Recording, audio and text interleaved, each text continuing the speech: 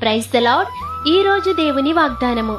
నీ భారము యెహోవా మీద మోపుము, ఆయనే నిన్ను ఆదుకొనును. నీతిమంతులను ఆయన ఎన్నడూ కదలనీయడు. కీర్తనల గ్రంథము 55వ అధ్యాయము 22వ వచనం.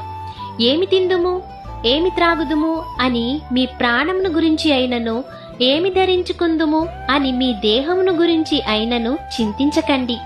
ఆహారము కంటే ప్రాణము, వస్త్రము కంటే దేహము చాలా గొప్పవి.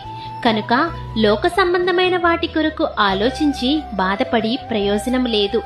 ఇకనైనా మీరు ఎదుర్కొంటున్న సమస్యలను బట్టి బాధపడకుండా మీ భారము దేవుని మీద వేయండి. ఆయన మిమ్మును ఆదుకుంటారు. ఆయన మీద ఆధారపడిన వారిని ఆయన తొట్టిల్లనియ్యరు, కదలనివ్వరు. కాబట్టి మీ భారము యెహోవా మీద వేసి మీరు నిశ్చింతగా ఉండాలని ఆశిస్తూ ఈ దిన వాగ్దానం మీ జీవితంలో నెరవేరాలని కోరుకుంటూ